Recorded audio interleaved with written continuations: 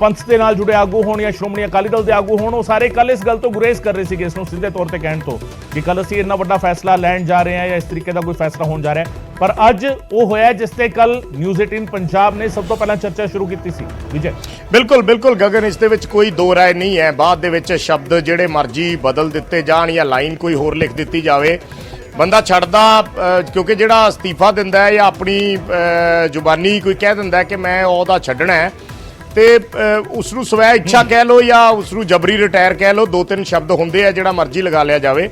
ਅਸਲ ਦੇ ਵਿੱਚ ਤਾਂ ਗਿਆਨੀ ਹਰਪ੍ਰੀਤ ਸਿੰਘ ਨੂੰ ਬਦਲਣ ਦੀਆਂ ਚਰਚਾਵਾਂ ਪਿਛਲੇ ਬਹੁਤ ਦਿਨਾਂ ਤੋਂ ਚੱਲ ਰਹੀਆਂ ਸੀ ਔਰ ਗਿਆਨੀ ਹਰਪ੍ਰੀਤ ਸਿੰਘ ਨੂੰ ਬਦਲਿਆ ਜਾਣਾ ਹੀ ਸੀ।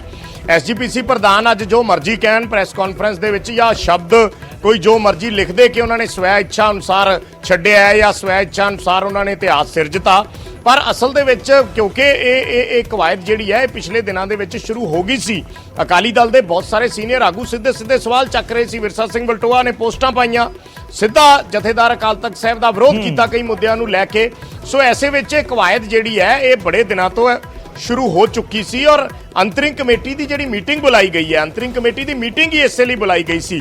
ਜੇ ਤੁਸੀਂ ਅੱਜ ਹਰਜਿੰਦਰ ਸਿੰਘ ਧਾਮੀ ਹੋਰਾਂ ਦੀ ਪ੍ਰੈਸ ਕਾਨਫਰੰਸ ਧਿਆਨ ਨਾਲ ਸੁਣੋ ਤਾਂ ਉਸ ਦੇ ਵਿੱਚ ਉਹਨਾਂ ਨੇ ਕਿਹਾ ਕਿ ਮੇਰੀ ਅੱਜ ਵੀ ਗੱਲ ਹੋਈ ਹੈ, ਹੁਣ ਵੀ ਗੱਲ ਹੋਈ ਹੈ ਥੋੜੀ ਦੇਰ ਪਹਿਲਾਂ। ਉਹਨਾਂ ਨੇ ਕਿਹਾ ਕਿ ਮੈਨੂੰ ਇਸ ਅਹੁਦੇ ਤੋਂ ਛੁੱਟੀ ਕਰੋ ਤੇ ਤੁਸੀਂ ਇਹ ਕਿਸੇ ਨੂੰ ਪੱਕੇ ਤੌਰ ਤੇ ਅਹੁਦਾ ਸੌਂਪ ਦਿਓ। ਜੇ ਹਰਜਿੰਦਰ ਧਾਮੀ ਇਹ ਗੱਲ ਕਹਿ ਰਹੇ ਨੇ ਕਿ ਅੱਜ ਵੀ ਗੱਲ ਹੋਈ ਹੈ, ਤਾਂ ਫਿਰ ਮੀਟਿੰਗ ਤੇ ਪਹਿਲਾਂ ਹੀ ਕਾਲ ਕਰ ਲਈ ਗਈ ਸੀ ਅੰਤਰਿੰਗ ਕਮੇਟੀ ਦੀ। ਸੋ ਫੈਸਲਾ ਤੇ ਮੀਟਿੰਗ ਦੇ ਵਿੱਚ ਲਿਆ ਹੀ ਜਾਣਾ ਸੀ। ਹਾਲਾਂਕਿ ਗਗਨ ਬਹੁਤ ਸਾਰੀਆਂ ਗੱਲਾਂ ਹੁੰਦੀਆਂ ਜਿਹੜੀਆਂ ਸਿੱਧੇ ਤੌਰ ਤੇ ਕਹਿਣ ਤੋਂ ਗੁਰੇਜ਼ ਕੀਤਾ ਜਾਂਦਾ ਹੈ।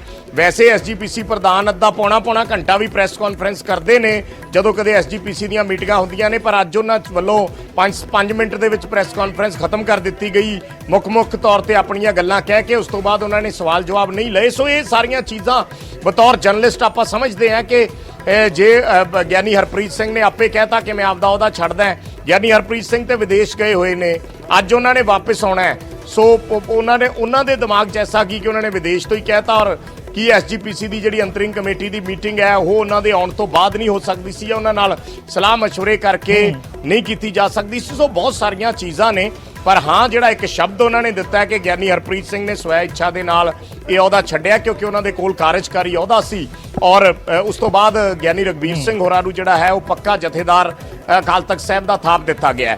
ਸੋ ਕਾਫੀ ਗੱਲਾਂ ਨੇ, ਕਾਫੀ ਮੁੱਦੇ ਨੇ ਗਗਨ ਜੀ ਦਾ ਆਪਾਂ ਜ਼ਿਕਰ ਕਰ ਰਹੇ ਹਾਂ। ਜਿਵੇਂ ਮੈਂ ਪਹਿਲਾਂ ਵੀ ਜ਼ਿਕਰ ਕੀਤਾ ਸੀ, ਹੁਣ ਕੋਈ ਦੱਸੇ ਜਾਂ ਨਾ ਦੱਸੇ, ਪਰ ਅਸਲ ਦੇ ਵਿੱਚ ਮੁੱਦੇ ਇਹ ਫੈਸਲਾ ਨਾ ਲੈਣਾ, ਜਿਹੜੀ ਕਮੇਟੀ ਬਣਾਈ ਗਈ ਸੀ ਸ੍ਰੀ ਗੁਰੂ ਗ੍ਰੰਥ ਸਾਹਿਬ ਦਾ ਸਰੂਪ ਵੱਖ-ਵੱਖ ਥਾਵਾਂ ਤੇ ਲੈ ਕੇ ਜਾਣ ਬਾਰੇ, ਉਸ ਤੇ ਫੈਸਲਾ ਨਾ ਲੈਣਾ ਉਹ ਇੱਕ ਵੱਡੀ ਵਜ੍ਹਾ ਹੈ। ਰਾਘਵ ਚੱਡਾ ਦੀ ਮੰਗਣੀ 'ਚ ਸ਼ਾਮਿਲ ਹੋਣਾ ਉਹ ਇੱਕ ਵੱਡੀ ਵਜ੍ਹਾ ਹੈ। ਅਕਾਲੀ ਦਲ ਤੇ ਪਿਛਲੇ ਦਿਨਾਂ ਦੇ ਵਿੱਚ ਸਿੱਧੇ ਮੰਚਾਂ ਤੋਂ ਸਵਾਲ ਚੱਕਣੇ ਉਹ ਵੀ ਇੱਕ ਵੱਡੀ ਵਜ੍ਹਾ ਹੈ। ਗੋਲ-ਮੋਲ ਕਰਕੇ ਘੁਮਾ ਫਿਰਾ ਕੇ ਅਕਾਲੀ ਦਲ ਦੇ ਲੀਡਰ ਇਸ ਦਾ ਜਵਾਬ ਜ਼ਰੂਰ ਦਿੰਦੇ ਰਹੇ ਨੇ, ਪਰ ਪਿਛਲੇ ਦਿਨਾਂ ਦੇ ਵਿੱਚ ਵਿਰਸਾ ਸਿੰਘ ਵਲਟੋਆ ਦਾ ਤਾਂ ਮੈਂ ਨਾਂ ਲੈ ਕੇ ਜ਼ਿਕਰ ਕਰ ਰਿਹਾ ਕਿ ਉਹਨਾਂ ਨੇ ਆਪਣੀਆਂ ਪੋਸਟਾਂ ਦੇ ਵਿੱਚ ਵਿਰੋਧ ਕੀਤਾ ਜਥੇਦਾਰ ਅਕਾਲ ਤਖਤ ਸਾਹਿਬ ਦਾ, ਔਰ ਬਹੁਤ ਸਾਰੇ ਆਪਣੇ ਨਾਲ ਉਹ ਕਦੇ ਫੋਨ ਲਾਈਨ ਤੇ ਜੁੜਦੇ ਨੇ, ਕਦੇ ਲਾਈਵ ਦੇ ਵਿੱਚ ਜੁੜਦੇ ਨੇ, ਤਾਂ ਉਹ ਕਹਿੰਦੇ ਨੇ ਕਿ ਜਿਹੜੇ ਇਹ ਗੱਲਾਂ ਕਰਦੇ ਨੇ, ਪਿਛਲੇ ਦਿਨਾਂ ਦੇ ਵਿੱਚ ਉਹਨਾਂ ਨੇ ਅਕਾਲੀ ਦਲ ਬਾਰੇ ਕੋਈ ਗੱਲਾਂ ਕੀਤੀਆਂ, ਮੰਚ ਤੋਂ ਕੁਝ ਬੋਲੇ ਜਥੇਦਾਰ ਗਿਆਨੀ ਹਰਪ੍ਰੀਤ ਸਿੰਘ। ਉਸ ਦਿਨ ਮੈਂ ਹੀ ਲਾਈਵ ਜੋੜਿਆ ਵਿਰਸਾ ਸਿੰਘ ਵਲਟੋਆ ਹੋਰਾਂ ਨੂੰ, ਤਾਂ ਉਹਨਾਂ ਨੇ ਕਿਹਾ ਕਿ ਠੀਕ ਹੈ ਸਾਡੇ 'ਚ ਕਮੀਆਂ ਹੋਣਗੀਆਂ, ਅਸੀਂ ਮੰਨਦੇ ਹਾਂ, ਉਹਨਾਂ ਕਮੀਆਂ ਦਾ ਖਮਿਆਜ਼ਾ ਵੀ ਭੁਗਤਿਆ, ਪਰ ਜਿਹੜੇ ਸਵਾਲ ਚੱਕਦੇ ਨੇ ਉਹ ਵੀ ਪਹਿਲਾਂ ਦੇਖਣ ਆਪਣੇ ਤੌਰ ਤਰੀਕੇ ਕਿ ਉਹ ਕਿਸ ਤਰੀਕੇ ਨਾਲ ਵਿਚਰ ਰਹੇ ਨੇ, ਕੀ ਉਹ ਵਾਕਈ ਕੌਮ ਨੂੰ ਸਹੀ ਸੇਧ ਦੇ ਰਹੇ ਨੇ। ਤਾਂ ਇਹ ਚੀਜ਼ਾਂ ਇਸ਼ਾਰੇ ਕਰਦੀਆਂ ਹੁੰਦੀਆਂ ਗਗਨ, ਜਰਨਲਿਜ਼ਮ ਦੇ ਵਿੱਚ ਇਹਨਾਂ ਚੀਜ਼ਾਂ ਨੂੰ ਸਮਝਣ ਦੀ ਜ਼ਰੂਰਤ ਹੁੰਦੀ ਹੈ। ਬੇਸ਼ੱਕ ਅੱਜ ਮੀਡੀਆ ਨੂੰ ਸਿੱਧਾ ਕਹਿ ਗਏ ਹਰਜਿੰਦਰ ਸਿੰਘ ਧਾਮੀ ਕਿ ਉਹ ਇਹ ਲਾਈਨ ਨਾ ਚਲਾਉਣ, ਤਾਂ ਲਾਈਨ ਦਾ ਕੀ ਹੈ, ਲਾਈਨ ਤੇ ਸੇਵਾ ਮੁਕਤੀ ਦੀ ਚੱਲ ਜਾਣੀ ਹੈ ਕਿ ਉਹਨਾਂ ਨੇ ਸਵੈ ਇੱਛਾ ਦੇ ਨਾਲ ਇਸ ਅਹੁਦੇ ਤੋਂ ਆਪਣੀ ਸੇਵਾ ਮੁਕਤੀ ਲੈ ਲਈ। ਪਰ ਅਸਲ ਦੇ ਵਿੱਚ ਸਭ ਨੂੰ ਹੀ ਪਤਾ ਹੈ ਕਿ ਪਰਦੇ ਦੇ ਪਿੱਛੇ ਕਹਾਣੀ ਕੀ ਹੋਈ ਹੈ, ਔਰ ਇੱਕ ਜਰਨਲਿਸਟ ਦਾ ਵੀ ਇਹ ਡਿਊਟੀ ਹੁੰਦੀ ਹੈ ਕਿ ਜੋ ਕੁਝ ਪਰਦੇ ਦੇ ਪਿੱਛੇ ਚੱਲਿਆ, ਜੋ ਕੁਝ ਆਧਾਰ ਬਣਿਆ, ਘੱਟੋ ਘੱਟ ਉਸ ਦਾ ਜ਼ਿਕਰ ਜ਼ਰੂਰ ਕੀਤਾ ਜਾਵੇ।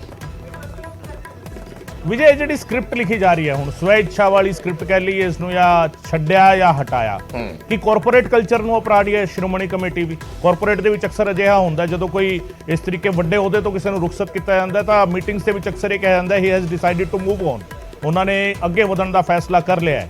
ਇਸ ਤਰੀਕੇ ਦੇ ਮੈਸੇजेस ਦਿੱਤੇ ਜਾਂਦੇ ਨੇ ਤਾਂ ਕਿ ਉਹ ਕਾਰਪੋਰੇਟ ਕਲਚਰ ਨੂੰ ਐਸਜੀਪੀਸੀ ਵੀ ਅਪਣਾ ਰਹੀ ਹੈ, ਯਾਨੀ ਇੱਕ ਸਰਵਉੱਚ ਅਹੁਦੇ ਤੇ ਬੈਠਾ ਹੋਇਆ ਸ਼ਖਸ ਉਸ ਨੂੰ ਇਹ ਕਿਹਾ ਜਾ ਰਿਹਾ ਕਿ ਉਸ ਨੂੰ ਹਟਾ ਨਹੀਂ ਰਹੇ ਅਸੀਂ, ਉਹ ਸਵੈ ਇੱਛਾ ਦੇ ਨਾਲ ਛੱਡ ਕੇ ਜਾ ਰਹੇ। ਵਿਜੇ, ਅਸਲ ਦੇ ਵਿੱਚ ਗਗਨ ਉਹ ਪੋਜੀਸ਼ਨ ਹੀ ਐਸੀ ਹੈ। ਸ਼੍ਰੀ ਅਕਾਲ ਤਖਤ ਸਾਹਿਬ ਦਾ ਜਿਹੜਾ ਸਥਾਨ ਹੈ ਉਹ ਸਿੱਖਾਂ ਦਾ ਸਰਵਉੱਚ ਸਥਾਨ ਕਿਹਾ ਜਾਂਦਾ ਹੈ, ਔਰ ਉਸ ਸਥਾਨ ਤੇ ਜਿਹੜਾ ਵਿਅਕਤੀ ਬੈਠਾ ਹੈ, ਉਸ ਸਥਾਨ ਤੇ ਜਿਹੜੇ ਵਿਅਕਤੀ ਨੂੰ ਜ਼ਿੰਮੇਵਾਰੀ ਸੌਂਪੀ ਗਈ ਹੈ, ਉਸ ਨੂੰ ਹਟਾਉਣਾ ਸ਼ਬਦ ਕੋਈ ਕਹਿ ਨਹੀਂ ਸਕਦਾ। ਇਹ ਆਪਾਂ ਮਜਬੂਰੀ ਵੀ ਕਹਿ ਸਕਦੇ ਹਾਂ ਸੰਸਥਾਵਾਂ ਦੀ। ਬੇਸ਼ੱਕ ਉਹਦੀ ਪ੍ਰਕਿਰਿਆ ਜਿਹੜੀ ਆ ਉਹ ਐਸਜੀਪੀਸੀ ਦੀ ਅੰਤਰਿਮ ਕਮੇਟੀ ਵੱਲੋਂ ਹੀ ਫੈਸਲਾ ਕਰਕੇ ਨਾਮ ਡਿਸਾਈਡ ਕੀਤਾ ਜਾਂਦਾ ਹੈ, ਪ੍ਰਕਿਰਿਆ ਉਹੀ ਹੈ। ਪਰ ਐਸਜੀਪੀਸੀ ਵੀ ਨਹੀਂ ਚਾਹੇਗੀ ਜਾਂ ਅਕਾਲੀ ਦਲ ਵੀ ਨਹੀਂ ਕਦੇ ਚਾਹੇਗਾ ਕਿ ਹਟਾਉਣਾ ਸ਼ਬਦ ਕਿਹਾ ਜਾਵੇ ਜਾਂ ਕਿਹਾ ਜਾਵੇ ਕਿ ਜਥੇਦਾਰ ਦੀ ਛੁੱਟੀ ਕਰਤੀ। ਇਹ ਸ਼ਬਦ ਕੋਈ ਵੀ ਨਹੀਂ ਕਹਿਣਾ ਚਾਹੇਗਾ, ਜਾਂ ਉਹਨਾਂ ਦੀ ਮਜਬੂਰੀ ਕਹਿ ਲਈਏ ਕਿ ਉਹ ਨਹੀਂ ਕਹਿ ਸਕਦੇ। ਸੋ ਆਬਵੀਅਸਲੀ ਗਗਨ ਕਲਚਰ ਆਪਾਂ ਜਿਹੜਾ ਮਰਜ਼ੀ ਕਹਿ ਲਈਏ, ਜੇ ਇਸ ਦੀ ਉਦਾਹਰਣ ਮੈਂ ਪਿਛਲੇ ਦਿਨਾਂ ਦੇ ਵਿੱਚ ਡਾਕਟਰ ਇੰਦਰਬੀਰ ਨਿੱਜਰ ਨੂੰ ਕੈਬਨਿਟ ਦੇ ਵਿੱਚੋਂ ਹਟਾਇਆ ਗਿਆ, ਤਾਂ ਉਹਨਾਂ ਨੇ ਵੀ ਅਸਤੀਫਾ ਇੱਕ ਦਿਨ ਪਹਿਲਾਂ ਭੇਜਤਾ ਸੀ, ਤਾਂ ਫਿਰ ਉਹ ਵੀ ਸਵੈ ਇੱਛਾ ਦੇ ਨਾਲ ਉਹਨਾਂ ਨੂੰ ਹਟਾਉਣਾ ਹੋ ਗਿਆ। ਉਸ ਤੋਂ ਪਹਿਲਾਂ ਫੌਜਾ ਸਿੰਘ ਸਰਾਰੀ ਨੇ ਵੀ ਸਵੈ ਇੱਛਾ ਦੇ ਨਾਲ ਹੀ ਅਸਤੀਫਾ ਭੇਜਿਆ ਸੀ। ਸੋ ਇਹ ਚੀਜ਼ਾਂ ਹੁੰਦੀਆਂ। ਬਾਕੀ ਵੱਖ-ਵੱਖ ਕੰਪਨੀਆਂ ਚਲਾ ਲਓ, ਜੇ ਕਿਸੇ EMPLOYEE ਨੂੰ ਕਹਿ ਦਿੰਦਾ ਵੀ ਤੁਸੀਂ ਜਾਓ ਜੀ, ਤਾਂ ਫਿਰ ਉਹਨਾਂ ਨੂੰ ਕਹਿ ਦਿੰਦਾ ਕਿ ਤੁਸੀਂ ਆਪਣਾ ਅਸਤੀਫਾ ਦੇ ਦਿਓ ਜੀ ਲਿਖ ਕੇ।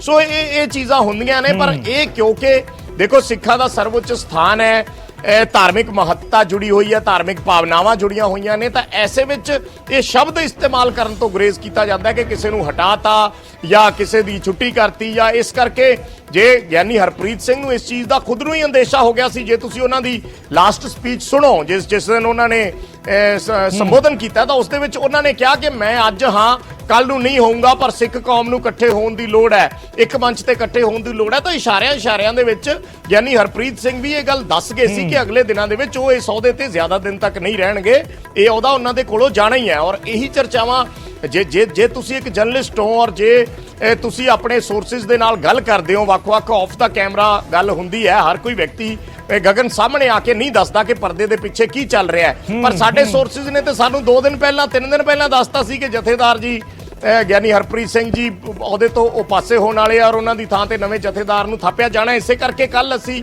ਆਪਣੇ ਸੋਰਸਿਸ ਨਾਲ ਇਹ ਦੱਸਿਆ ਸੀ ਕਿ ਅੰਤਰਿਮ ਕਮੇਟੀ ਦੀ ਮੀਟਿੰਗ ਬਣਾਈ ਗਈ ਹੈ 72 ਘੰਟੇ ਦੇ ਨੋਟਿਸ ਤੇ, ਔਰ ਉਸ ਦੇ ਵਿੱਚ ਫੈਸਲਾ ਲਿਆ ਜਾਣਾ ਹੈ।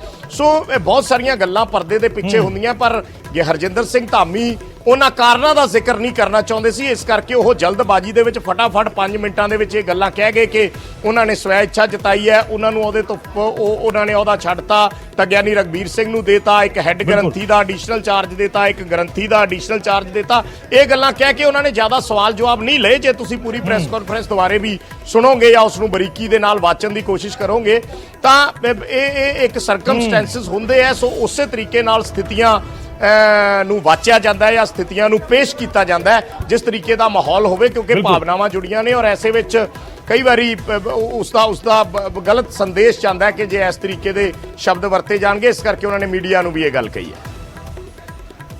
ਬਿਲਕੁਲ ਵਿਜੇ, ਬਣੇ ਰਹੋ ਸਾਡੇ ਨਾਲ। ਮਨਜਿੰਦਰ ਸਿੰਘ